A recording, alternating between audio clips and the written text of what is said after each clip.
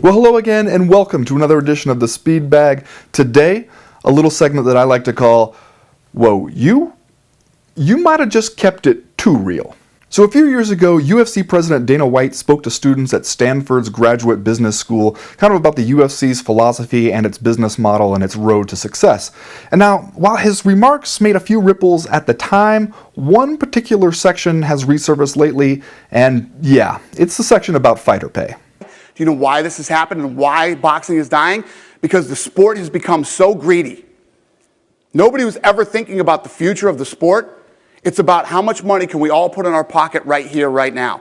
Who cares about tomorrow?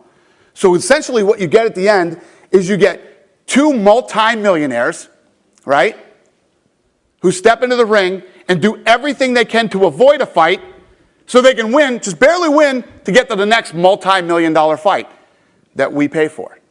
Think about every person in this room right now if I guaranteed you all $37 million. Guaranteed. I guarantee you $37 million this year. Guess what you're going to do? Not much. Not much. We incentivize guys to fight. You get money to show and you get money to win. And then you get money for the best fight of the night, you get money for the best knockout, money for the best submission. You're incentivized. No different than any other business in the world. Okay, two things about that. One, have you ever heard a multimillionaire speak so disdainfully about multimillionaires? Dana White probably has significantly more than $37 million, and he just made the point that no one who was guaranteed $37 million could possibly be good at their job. Or maybe they couldn't possibly be good at this job, fighting for a living. White's point essentially boils down to this. It's a bad thing for the sport of fighting for fighters to have so much money that they don't absolutely have to fight. Because who in their right mind would keep getting punched in the face if it weren't a matter of dire financial necessity? Now, to that question, I might answer, fighters? People who love this? People who are doing it before they got paid anything at all? People who are in this for something more than money, but, also money.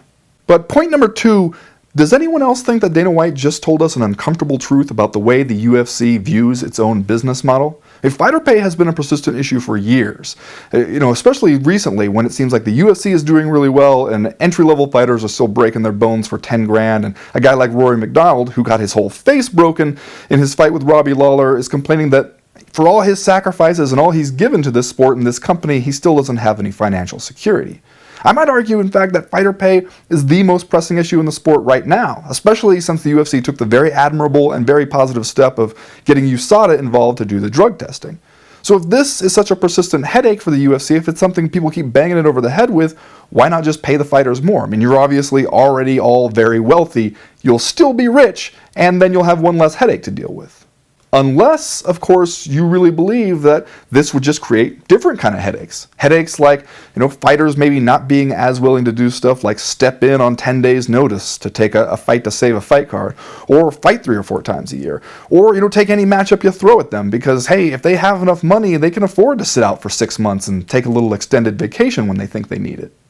Seriously, look at the UFC's two biggest draws at the moment, Ronda Rousey and Conor McGregor. Two fighters who are making very good money in the UFC and enough money that they can afford to kind of do what they feel like when they feel like it. And right now, neither one of them feels like fighting necessarily, or at least under the UFC's terms. And from the UFC's perspective, or at least from the perspective laid out by Dana White in that talk, that's a bad thing for the UFC and maybe even for the sport.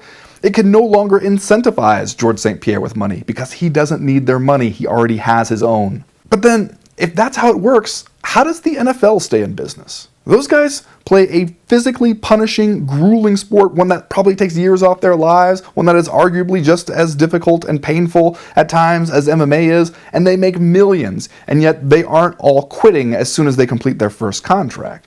They make so much more than fighters that, if given a choice, nobody in their right mind would choose the UFC over the NFL, which explains why you have so many great lightweights and not so many great heavyweights in the UFC right now. See, here's the thing though, if you really believe that it's important to keep fighters from ever attaining so much wealth that they can afford to just stop fighting, and you go around telling people that, you've kind of just given everybody a great reason to never want to become an MMA fighter in the UFC. Unless, of course, that's just who they are, and that's what they're going to do no matter what. That's what their passion is, even if there's no money in it. But then if that's the case, some money won't ruin them. So why not go ahead and give them some? God knows they've earned it. Oh, right. I know why you wouldn't give them that money. Because if you gave it to them, then you wouldn't have it.